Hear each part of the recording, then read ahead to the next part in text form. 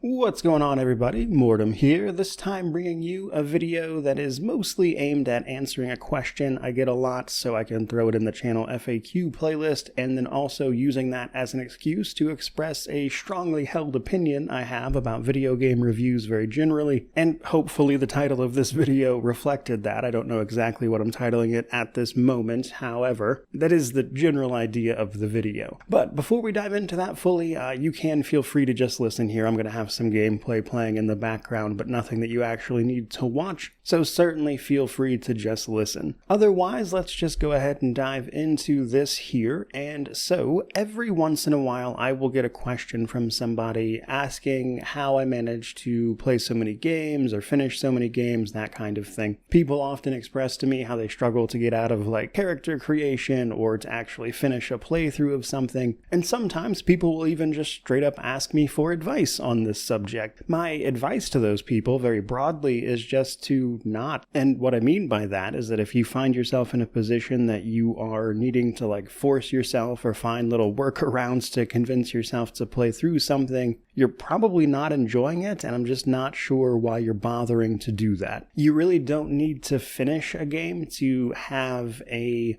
good experience with it, or even to get the general gist of it and have fun with it. You just don't need to see the credits roll to make that happen. And there are certain games where this is very obvious, especially games that kind of like, don't necessarily have a credits roll moment in that sense. Some games I just think do a better job of representing the idea of it's more about the journey than the destination, like Sable comes to mind for whatever reason. And so I suppose the sort of point there is to more throw a question back at the people who ask me those things, in the sense that why do you feel the need to finish these games or do those things? Now, in more serious cases, maybe, don't be spending money on a bunch of games if you're having trouble finishing them. And then I know there are people who have issues focusing on individual tasks for significant periods of time, that kind of thing. And I realize there's a little bit more nuance there, but then, as a video games reviewer, I'm not sure I'm the qualified person to answer those questions really in that specific context. But otherwise, I think what I'm saying here for the most part is kind of just what people do anyway, because it is no secret, and it is just a well-known fact actually, that the vast majority of people do not finish video games.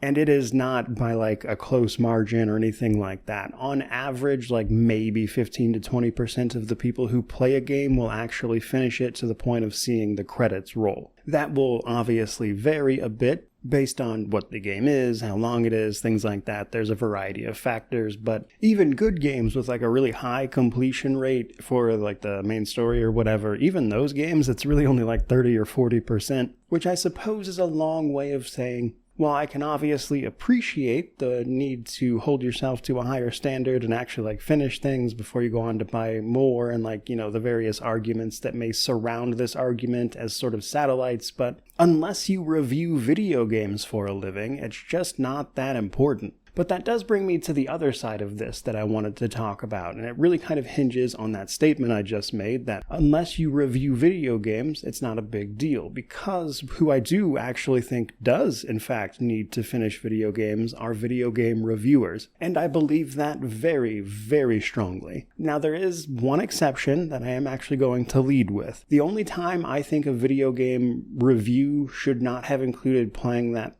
game through until the credits roll, as a professional, are instances where the game was so buggy that you literally could not continue. And I don't mean in the broad hyperbolic sense that we see people tend to throw around in public forums like Steam reviews, that kind of thing, oh, the game crashed a whole bunch, or the FPS dipped below, it's literally unplayable, that kind of thing. No, for professional reviewers, I mean quite literally the game is unfinishable because of the experiences that you've had in your particular playthrough or whatever. Like, the game is broken to the point where there is no workaround, essentially. At that point, once you've done everything you can do, just, letting people know in the review, and obviously if a game's really buggy, even if you finish it, you'll still want to report that, of course, but I do still feel that you have an obligation to try to work through that and figure it out so you can report the specifics of that in that review. Otherwise, though, you do need to finish them, and I will say you certainly don't need to 100% them.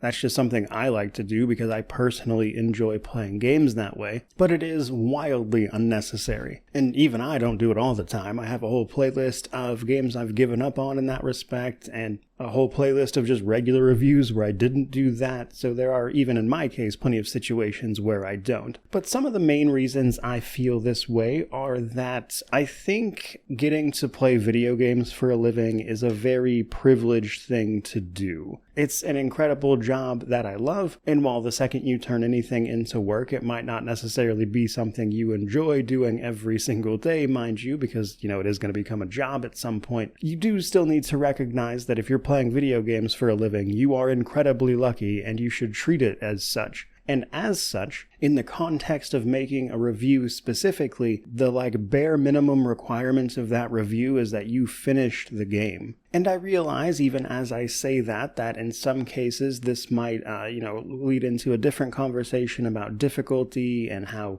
there are plenty of memes about game journalist difficulty, etc., etc. And I do want to touch on that a little bit because, so for starters, in my position as somebody who does this independently, meaning that I do not work for any sort of media outlet other than my own, in the sense of this YouTube channel, that is, I am in fact self-employed. That is actually something that works differently at media places. The reviews get assigned to you. The difference there being that any game I review, I have a baseline interest in. If I know that I'm just not going to enjoy something at all, I'm just not going to play that game or even attempt to review it, and that might not necessarily be the case at these outlets where stuff can just get assigned. And even then, from what I know of interactions with some of those people, they do try to assign things to people who might be familiar with that genre. They're not going to give a Souls-like title to somebody who plays cozy games mostly. But also, those stereotypes don't pop up out of nowhere because oftentimes you will read reviews from these outlets where they just straight up did not finish the game for whatever reason. Which is interesting because to me that is just simply unacceptable outside of, again, extremely rare cases like it being literally unplayable.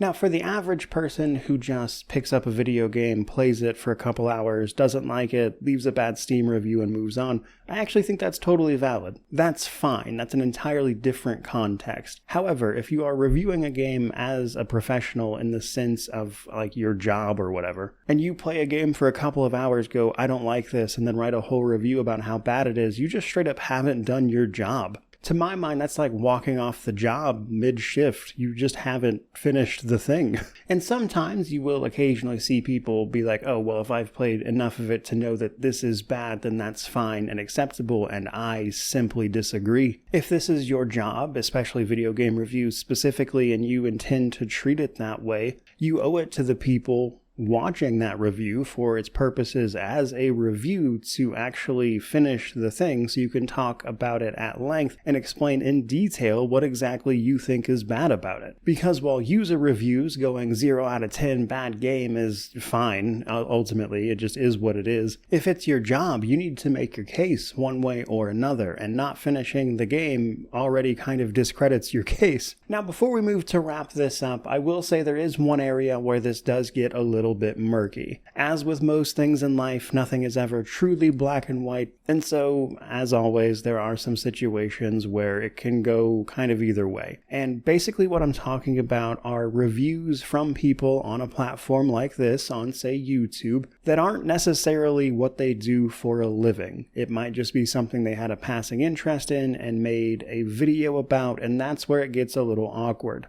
I have seen plenty of what you could call reviews, sometimes they're even labeled as such, from people who don't really play video games for a living. There is an argument to be made there that if their job is in fact YouTube content and they're labeling something as a review, that they should be held to that standard, but very broadly, I don't personally usually consider these people to be in the camp of somebody who reviews games professionally or whatever. This to me is in between a Steam user review and a full-blown review from a gaming news outlet. And while you may well be inclined to use the word amateur or something to that effect, again, I think the nature of content being their job just makes that a little bit iffy. And to be clear, that's nothing about the content of any such said review. You're entitled entitled to your opinion, whether you finish the game or not at the end of the day. It's just that if something is your job, I would expect you to hold yourself to a higher standard than, say, a Steam user review really has any obligation to. In large part due to the fact that,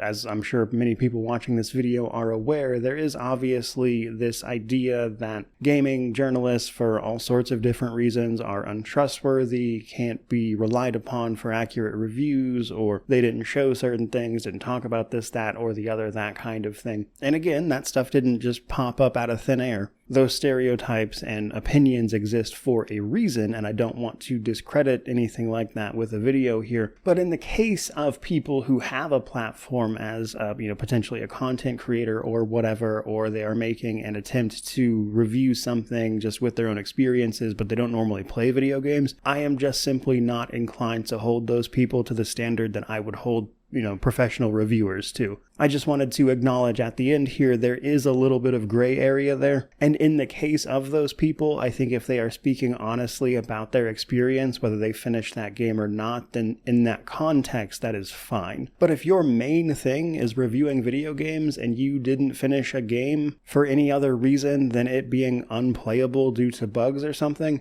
I don't personally see that as acceptable. And so, to start moving this video towards a close finally, when it comes to this subject as a whole, I basically think it comes down to this. If you don't review video games for a living, you really don't need to hold yourself to a standard of finishing like every game you play. It is okay to just play something, enjoy that experience, and then when you don't feel like playing it anymore, just put it down and walk away. There is nothing wrong with that at all. I don't think you need to finish a game necessarily to have an experience with it. Now, I review video games specifically because I want those experiences, which is an interesting change from when I was a younger man because, when I was like a kid or a teenager, a big part of playing video games was this idea that I wanted to beat them. Whereas as an adult, and especially a man in my 30s these days, I'm really playing them for the experiences that they offer. And for me, that includes trying to methodically go through and see everything that it has to offer and, what the story beats are, that kind of thing. And I think for other people, that experience that they're after just might not include finishing the game, and that is fine. You shouldn't be holding yourself to the standard of someone who does this as a job if it's not your job. So, don't worry about it. If you are, however, a professional games reviewer, then I do think there's a standard you need to hold yourself to, and that at a bare minimum, it's finishing the game. But there you guys go. That's kind of just all of my thoughts on this particular subject. Certainly hope you enjoyed it. Just something I felt like talking about today, and hopefully it's something you enjoyed listening to, I suppose. And if you did, by all means, comment, subscribe, all the YouTube jazz. But regardless of any of that, truly, just thank you so much for watching. I really do appreciate it. May you wander in wisdom and have an amazing day.